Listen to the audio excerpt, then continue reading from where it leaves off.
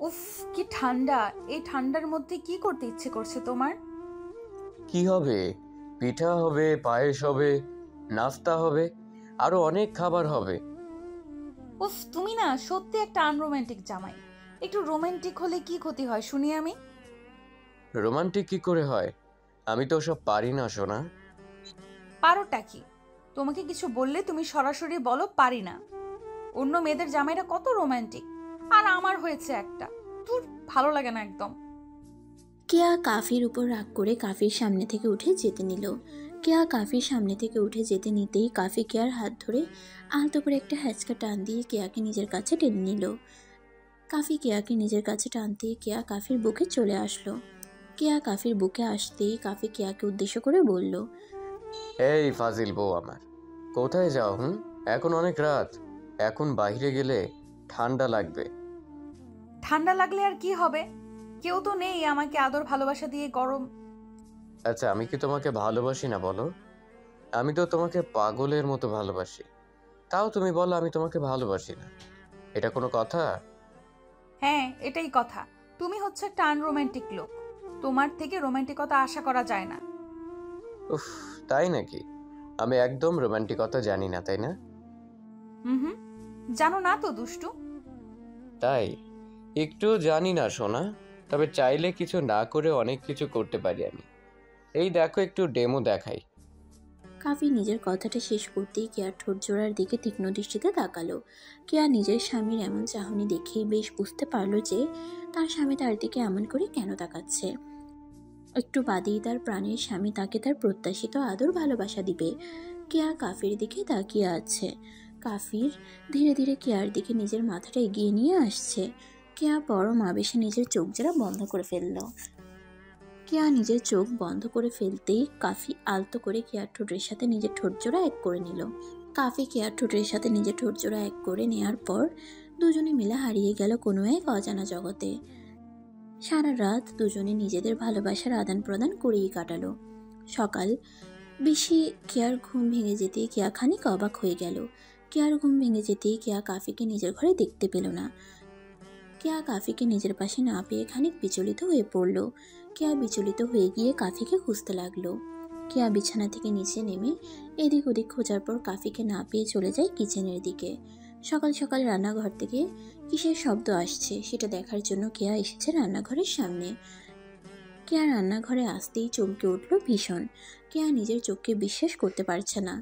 এই প্রথম কাফি রান্নাঘরে এসে রান্না করছে। কেয়া কাফিকে রান্নাঘরে রান্না করতে দেখে চমকে গিয়ে কাফিকে উদ্দেশ্য করে কৌতূহলী কণ্ঠে বলে উঠল, কাফি, তুমি রান্নাঘরে এসে রান্না করছো? কেন গো? আমি বুঝি রান্না করতে পারি না তোমার জন্য? না, তা তো পারো, কিন্তু আমি তো কখনো তোমাকে রান্না করতে দেখিনি।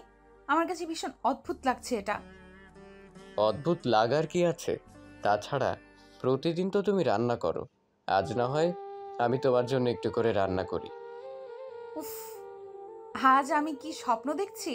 মানে আমার ফাজিল দুষ্টু বরটা নাকি আজ আমার জন্য রান্না করছে? ভাবা যায় এটা? তুমি এখানে কেন এসেছো শুনি একটু? তুমি আমার প্রশংসা করতে এসেছো নাকি আমার বদনাম? আমি তোমার প্রশংসা করছি জান। আমি কি তোমাকে অপমান করতে পারি বলো? কি জানি, তোমার কথাবার্তা তো আমার কাছে সুবিধার ঠেকছে না। তুমি এক কাজ করো, যাও রুমে, আমি 2 মিনিটে আসছি। আচ্ছা জনাব, আমি যাচ্ছি। আপনিও একটু তাড়াতাড়ি আসুন। কেয়ার কথাটা শেষ হতেই কেয়া কিচেন থেকে চলে গেল নিজের রুমে। কেয়া নিজের রুমে এসে মুচকে মুচকে হাসছে। কেয়ার এই হাসির পিছনে একটাই কারণ লুকিয়ে আছে, আর সেটা হলো তার স্বামীর এমন করে বদলে যাওয়া। কাফি এমন করে বদলে যাবে সেটা যেন কেয়ার বিশ্বাস হচ্ছে না। কেয়া সবসময় প্রত্যাশা করতো তার স্বামী যেন তার কেয়ার করে, যদিও কাফি সবসময় কেয়ার যত্ন নিয়ে এসেছে। সত্যি বলতে এটা শুধুমাত্র যে কেয়ার একাই হচ্ছে তা কিন্তু নয়, এই ইচ্ছেটা সকল নারীর। আজ যখন কাফি কেয়ার জন্য রান্না করছে সেই দৃশ্যটা দেখার পর কেয়ার মনটা ভালো হয়ে যায়। কেয়ার মাঝে এতটা প্রশান্তি কেন কাজ করছে সেটা কেয়া নিজেও জানে না। কাফি সকল রান্না শেষ করে কেয়ার জন্য গরম গরম খাবার নিয়ে রুমে ফিরে আসতেই কেয়া নিজের পরনের শার্টের কলারটা ধরে হ্যাচকা টান দিয়ে কাফির উদ্দেশ্যে বলল, এসো তাড়াতাড়ি এসো, মহারানীর খাবারের সময় হয়ে গেছে। ওরে বাবা রে, এখানে কে মহারানী? কে আবার? আমি নিজেই তো মহারানী। আর তুমি হলে আমার প্রধান ও প্রথম সেবক। তাড়াতাড়ি দাও তো, ক্ষুধা পেয়েছে খুব। হুম, সরি, দিব না। তুমি আমাকে রাজা বললে আমি দিব, অন্যথায় আমি একটু খাবার প্লেটে রাখবো না, মানে রাখবো না। উফ, তুমি তো আমার রাজা। মহারাজ, এবার দাও দেখি শোনা, খুব তো খিদে পেয়েছে। আচ্ছা আচ্ছা, দিচ্ছি, ওয়েট। কাফি কথাটা শেষ করে কেয়াকে খাবার বেড়ে দিল। কাফি খাবার প্লেটে বেড়ে দিতেই কেয়া বেশ দ্রুত খাবার খেতে লাগলো। কেয়া নিজের মুখে খাবার তুলে নিতেই কেয়ার চোখ বন্ধ হয়ে গেল। কেয়া মোটেও আশা করেনি যে কাফির হাতের রান্নার স্বাদ এমন হবে। কেয়া ভেবেছে কাফির হাতের রান্না এভারেজ হবে, কিন্তু তা না হয়ে এতটা টেস্টি হবে সেটা যেন কল্পনার অতীত ছিল। কাফি কেয়ার দিকে তাকিয়ে আছে এক দৃষ্টিতে। কাফি নিজেও চিন্তায় আছে কেমন হয়েছে সেটা জানার জন্য। কেয়া এবার কাফিকে উদ্দেশ্য করে বলল, উফ, তুমি এত ভালো কি করে রান্না করো? আহা, আমিও তো এমন রান্না করতে পারি না গো। হয়, তারপরও বলবে আমি রোমান্টিক না? আহ, নিজের স্ত্রীর জন্য কত কি করি, তারপরও নাম নেই। তাই না বজ্জাত? একদম তাই। আচ্ছা শোনো, আমার একটা কথা তোমাকে বলে রাখবে। আচ্ছা, কি কথা বলো? আমার খুব ইচ্ছা তোমার সাথে ঘুরতে যাওয়ার। তুমি সেই কবে আমাকে নিয়ে ঘুরতে গেছো, তারপর তো আর কোথাও নিয়ে যাওনি আমায়। এবার আমাকে নিয়ে যেতে হবেই হবে। কবে নিয়ে যে হবে শুনি? এখন আর আজকেই। অন্য কোনো দিন কেন? অন্য কোনো দিন কেন? আজ কি করবে? আজ কি করবে? কাফি কথাটা বলতে বলতে কেয়ার কোলের উপর নিজের মাথাটা রেখে দিয়ে শুয়ে পড়ল। কেয়া আলতো হাতে কাফির মাথায় নিজের হাত বুলিয়ে দিতে লাগলো। কাফির মাথায় কেয়া নিজের হাত বুলিয়ে দিচ্ছে আর গুনগুন করে গান গাইছে। কাফি কেয়ার কণ্ঠে গান শুনতে বেশ পছন্দ করে। কেয়ার মিষ্টি মধুর কণ্ঠস্বর কাফির মনকে শান্তি দেয়। কাফি মন দিয়ে গান শুনে চলেছে। কেয়া গানটা আচমকা মাঝপথে থামিয়ে দিয়ে আলতো করে কাফির কপালের উপর নিজের ঠোঁটজোড়া রেখে কাফির কপালে ভালোবাসার পরশ এঁকে দিল। কেয়া কাফির কপালে ভালোবাসার পরশ এঁকে দিয়ে কাফিকে উদ্দেশ্য করে জিজ্ঞেস করলো, আচ্ছা কাফি, আমাকে একটা কথা সত্যি করে বলবে প্লিজ? তুমি কি সত্যি আমাকে নিয়ে সুখী আছো? আমার কোনো অপূর্ণতা আছে কি? কেয়ার কথাটা শুনে কাফি নীরব হয়ে গেল। কাফির এমন করে নীরব হয়ে যাওয়ার পেছনে একটা কারণ আছে, আর সেটা কাফি কেয়াকে বলতে চাইছে না। কাফি কখনো চায় না কেয়ার অপূর্ণতাগুলো কেয়ার সামনে প্রকাশ করতে, কারণ কেয়া তাতে খুব কষ্ট পাবে। আর ভালোবাসায় কখনো কষ্টের ছাপ নেই। ভালোবাসা মানে ভালো রাখা, আর প্রিয়জনকে ভালো রাখার মধ্যেই আসল ভালোবাসা লুকিয়ে থাকে। কেয়া কাফিকে নীরব দেখে কাফিকে উদ্দেশ্য করে বলল, কি হলো কাফি, তুমি নিশ্চুপ হয়ে আছো কেন? না, ভাবছি একটা কথা। কি কথা ভাবছো, বলো না আমায়। বেশি কিছু না, তুমি না মাত্র জিজ্ঞেস করলে তুমি আমাকে অপূর্ণ রেখেছো নাকি, সেটা নিয়েই চিন্তা করছি। আসলে কোন দিক দিয়ে অপূর্ণ রাখলে? যাও ফাজিল, সব সময় ফাজলামি করতে থাকো। আমি কোথায় একটা সিরিয়াস বিষয় নিয়ে কথা বলছি, আর তুমি কিনা সেটা নিয়ে মজা করছো। মজা করছি না, আমি সত্যি বলছি। মহান আল্লাহ তাআলা আমাকে যা দিয়েছেন তাতে আমি খুশি আছি। এর থেকে বেশি কোনো প্রত্যাশা আমার মাঝে নেই। পাগল একটা। কেয়া কাফিকে জড়িয়ে ধরল। কেয়া কাফিকে জড়িয়ে ধরতেই কাফি একটা প্রশান্তির নিঃশ্বাস ফেলল। ভালোবাসার মাঝে অনেক বাধা বিপত্তি থাকে, অনেক চড়াই উতরাই পার করে ভালোবাসা পূর্ণতা খোঁজে। সেখানে যদি অপূর্ণতাকে নিয়ে বেশি মাতামাতি হয় তবে সম্পর্কের মাঝে ফাটল ধরে। আর একটা ভালো সম্পর্কের মাঝে যখন ফাটল ধরে তখন আর সেই সম্পর্ক টিকে থাকে না। কাফি আর কেয়ার মাঝে অনেক পূর্ণতা অপূর্ণতা রয়েছে, তবে সেটা তাদের এই অগাধ ভালোবাসার মাঝে পড়ে উধাও হয়ে যাবে। কেয়া কাফিকে জড়িয়ে ধরে কাফির দুই গালে আলতো করে নিজের ঠোঁট জোড়া ছুঁয়ে ভালোবাসার পরশ এঁকে দিল। কেয়া কাফির গালে চুমু খাওয়ার পর কাফি কেয়াকে উদ্দেশ্য করে জিজ্ঞেস করলো, আজ এত ভালোবাসা দিচ্ছ যে, ব্যাপার কি? ব্যাপার বলতে তেমন কিছু না। আমার পাগল স্বামীটা আজ যেসব পাগলামি করছে, তারপর সে আমার থেকে একটু স্পেশাল আদর ভালোবাসা এমনিতেই পায়, আর আমি সেটাই দিচ্ছি। তাই নাকি? তোমার স্বামী যে এই সামান্য আদর ভালোবাসায় হয় না, সেটা কি তুমি জানো? ইস, একদম বাজে কথা বলবে না। ভালো স্বামীর মতো চুপটি করে শুয়ে থাকো। রাতে অনেক জ্বালাতন করেছো, এখন ঘুমাও।